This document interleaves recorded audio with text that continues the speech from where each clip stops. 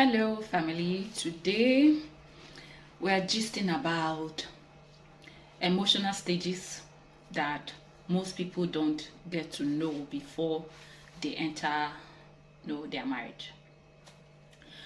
Today, the focus is going to be on the newly wedded or those that are planning to get married, about to get married, or have the intention of getting married in the future. So those are the kind of people that I'll be addressing on this video today.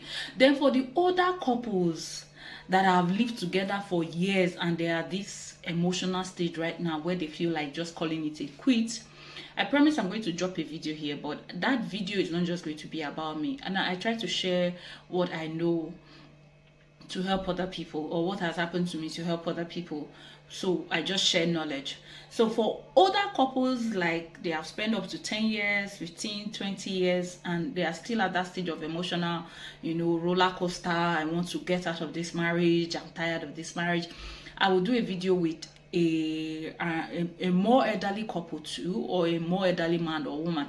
And then I'm going to post it here on how you can handle people, of that stage, people that have stayed long in marriage and they are still in that roller coaster of emotion. So today our major focus will be people that are just starting, and then people that are about getting married, or people that have the intention of getting married in the future. So those are the people I'll focus on this video. Now, a lot of times people go to marriage courses in their church and they have some seminars and all of that before marriage, but there is a huge difference between you experiencing it and you having a lecture. It's good to have lecture because it will prepare you. It will prepare you for your marriage. But there are certain things that people can't really explain to you except you experience it yourself. Like this emotional roller coaster I want to talk about, some hidden emotional issues that come up that you don't get enough warning about.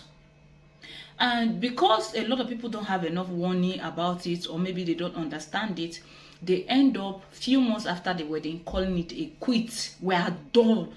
I'm tired. I didn't know this is how you are. I didn't know. I don't want to marry you again. I'm done with this marriage. I'm moving on with my life. And some people just walk away. Two good people can actually have challenges in marriage and they can actually separate. It doesn't mean that they are terrible people. It just means that they either lack understanding or they were not able to manage themselves to get through that phase. Now, the scary part of it is that this thing is most common with people that just got married. And then some people are like, oh, what will people say? Let me just stay. Some are like, I don't care what anybody will say, so I'm getting out of this marriage. It's my life. I'll take the consequences. Whatever that comes with it, I'll take it. Some people make that kind of, drastic decision and they move out. And they just move on with their lives. But you can actually grow from there. If you ask our parents that spent 40, 50, 60 years, 70 years together, they will tell you that there were times they also had challenges. I think sometimes one of the biggest problem we have is the fact that you're trying to compare your life and your marriage with another person's marriage or with your parents' marriage. And there were some parents who had their challenges and resolved it in their bedroom. They argue with each other, they lock the door, argue with each other, quarrel and settle in the bedroom, and then they come out in the face of their children, everything is fine. So you grow up in that kind of environment thinking that couples never have disagreement. But they do, but they resolved it in a very matured way that you as a child never really noticed that they were having misunderstanding. But you're not able to manage it because you were never exposed to it. You were not taught how to manage the challenges. So this one seems to be overwhelming. Why is it common with people that are just getting married? The reason is the man has expectations of how a woman should treat her husband. The woman has expectation of how a man should treat his wife. So the woman wants to be treated like a queen that she is. The man wants to be treated like a king that he is. Now, a man, by natural thoughts, sees his family as his kingdom. He's the king, this is his kingdom, this is his queen. So he wants to take charge of the kingdom. He wants to dictate what happens and what does not happen. The woman, on the other hand, sees herself as a queen who should be respected and treated with love and handled delicately. Now, it is these two kinds of thoughts and ideologies that bring most of the problem in early marriages. So you can hear a man sit down and say, sweetheart, go and get me a cup in the kitchen. And some women sit and like, I'm not your housemate. If you want a cup, why don't you just get up and get a cup in the kitchen? You see, there is already an issue. Or both of you are watching TV and like, sweetheart, please, can you go to the kitchen and just make some few popcorns for us? And the woman is feeling, well, we're watching a movie together, so it should actually be the man who should go to the kitchen and get something for us. And that's what love is. That at least that's the love you see on movies. That's how it should be. So with all of these things coupled together, you find out that what brings problem between young couples is little issues. All those little issues eventually comes together and you feel like calling it a quit. I'm done. This marriage is over. I don't want it anymore. And that is it. So, for people who have wisdom, it will take time for both of them to, gradually settle to understand that it's not about movies. It's not about the loud and big expectations you have of your partner. It's about putting in the work to build this home, our home. When you get to that understanding, it becomes lighter. You now understand yourselves better. Now that phase is easier to navigate if both of you are real Christians led by the Spirit of God. I mean, you don't want to quarrel for a long time, so naturally you want to settle. So when something like that comes up, you feel like I'm a man, she just disrespected me, and you feel like I'm the wife, he doesn't love me. Because you are Christians and because you are led by the Holy Spirit, you want to reconcile. So before you sleep, you want to, okay, let's talk about it. Oh, I'm sorry I reacted this way and not. It is more difficult when you are just a churchgoer and you have not actually given your heart and your soul and your body and spirit to the Holy Spirit to rule over. If it's not ruling over you, you have the tendency to want to keep up that malice for a long time, which will affect your marriage in the long run. So, if you are born again, you're a Christian, yes, please take the steps to apologize as soon as these things come up, because they will come up. As soon as they come up, you apologize. If not, you're going to get tired of your partner. In less than 3 months of your wedding, you're going to be tired of each other. You're going to be tired of intimacy. You're going to be tired of being there. It's like everything is just falling apart in few months. So what you do is allow the Holy Spirit lead you. Be very quick to say, I am sorry. Be quick to say, okay, I overreacted. I'm sorry about that. And if your partner apologizes to you, please don't stress it. Don't start narrating. Accept it and let it go. Accept it and let it go. But if you are not one who is led by the Spirit and you allow these things to build up, malice gradually start building up, and then the other person also start building a wall to be able to match up with the malice. And in the long run, you discover that you don't have a happy, peaceful home like you envisaged. So what do? I will advise strictly, do not start what you cannot finish. Now, some men have, I will talk on both sides, right? So when I mention men first, don't think I'm attacking men. I will also mention the women. Now, some men have the thought, I'm just giving an example of, when I come back from work, my wife should be able to, if she's home, she should be able to leave whatever she's doing, come to the car, give me a hug, carry my suitcase, and carry my suit, and enter inside like a good wife. He may try to communicate that with you. And you feel like, no, I can't do that. It's not something I can do for a long time. Come out of the house, come and hug you, carry your bag, your suit jacket, and walk inside the house. It's not something I can do. I can welcome you with a hug when you enter the house, but I can't be running outside to go and meet you at the car park to carry these things. Now, to the man, that may be important to him. To you, that's not what you probably saw your parents doing, or that's not what you think as a person you can do. communicate it politely. But if you know it's not something you can do in the long run, so that you don't unnecessarily start off something that will eventually lead to quarrel and fight, don't start it at all. But when you communicate, the one you can do, like welcome sweetheart, or you hug him when he enters the house, ensure that you're doing that. Some men want their women to, their wives rather, when they want to come and serve them food, they want them to genuflect. Put the food down, genuflect to them as a king before you go and sit down, or before you go and do other things.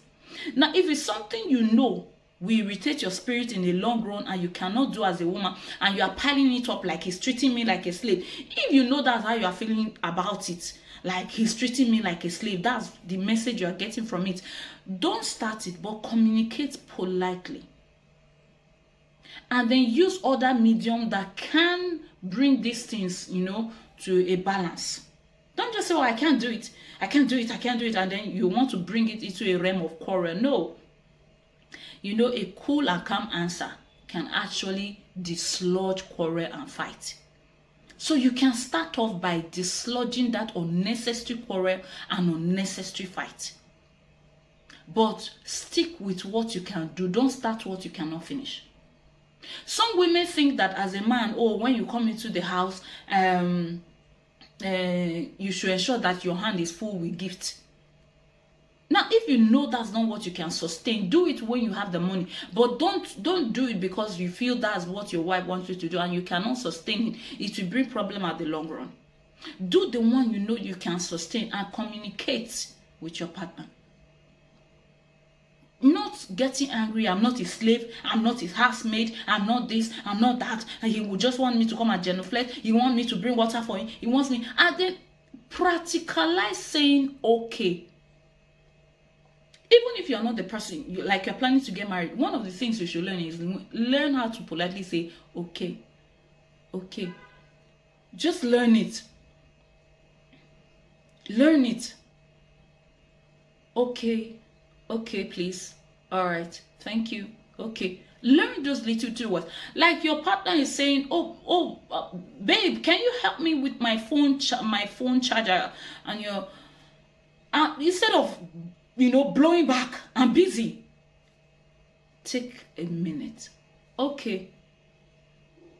That okay speaks volume to your partner. Can you help me with a cup of water? Okay. Can you please help me with my car keys? Okay. Don't go looking for one other thing to say in between. It will bring quarrel. So it is these expectations this one has, the expectation this one has, and then both of you are trying to implement this expectation that bring this initial quarrel after marriage that makes you feel like this is not the kind of marriage I envisaged. This is not the kind of marriage I want. So we're done. This marriage is over. No. That stage will come. But once that stage comes, learn to lay bare the things you're not comfortable with. Learn to talk about them. You're not comfortable with this, you're not comfortable with it. It will initially bring quarrel. Both of the other one will argue like, what's wrong with it? Is it just this small thing that you're getting angry with? The other one comes up with, why can't I get angry with it? I said I don't like it. Sometimes some of those, our ability to let our partner know what I don't like and what I like is what brings friendship in the long run. It depends on how you handle it. So don't be scared to let your partner know that I'm not comfortable with this. I'm not comfortable with this. Initially, it will bring little quarrel. Then after some time, both of you sit down and talk about it. The other one will go thinking about it. You go thinking about it. By the time people come back together, you discover that you are able to now manage the situation. You're able to understand yourself. You're able to appreciate yourself. My partner does not like this. My partner likes this. So don't just sit down and say, oh, because my partner said it is marriage, they say it's marriage, let me just swallow the situation, hook, line, and sinker. You won't talk, you won't communicate, you bottle everything in. Let me tell you, if you keep bottling in, once you get married and there are certain things your partner is doing and you don't like and you are not communicating, you will bottle them up. Let me tell you, the danger of it is that in your 10 years, 15 years, 20 years in marriage, you will still feel like walking out of that marriage because you do not have a friend. But when you start off like this and you're able to communicate, I don't like this, both of you have little struggle about it, you end up talking and communicating with each other. Now you understand each other's point. You understand why this person does not like this. You understand why this person feels like this act should be done to him or her, and you're able to bring it to a balance. A balance. In the long run, you become friends. You become friends. The truth is that most great friendships started with a fight. I don't mean violent fight. Argue about something, I don't like this. Some people just fight. At the long run, they just find themselves becoming best of friends. Because now, they have an understanding. They were able to express themselves in a healthy manner. Now, they are now living their life peacefully because they have gotten to a point of understanding. That's why you have some elderly couples that are so peaceful, so loving. They know each other in and out because they were able to communicate. So communicate with your partner. Don't walk away from the marriage. If you are having this challenge in your 2 months, 3 months, 4 months, 5 months, 1 year in marriage, please slow down. It's bound to come. Some misunderstanding and all of that. Both of you grow up from different homes. Don't forget that. You grow up from different homes. So naturally, you have different thoughts about life. It is this little misunderstanding from the beginning that will make you understand each other. And if you allow love and the Lord and God lead you in your home, you gradually come into a perfect understanding of each other and you grow becoming best of friends. If you are not watching my video on how to build friendship with your spouse, please go watch that video. You'll be blessed with it. How to build friendship with your spouse.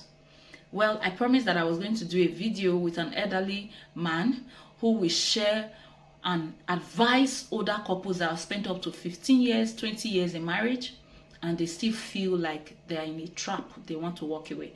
I'll drop that video very soon. Until my next video. Thank you for watching. Like and share and subscribe to the channel. Let's grow this family together. With you, with God, we will get to the zenith of this platform and we will use it to help humanity. Thank you and God bless you. Bye.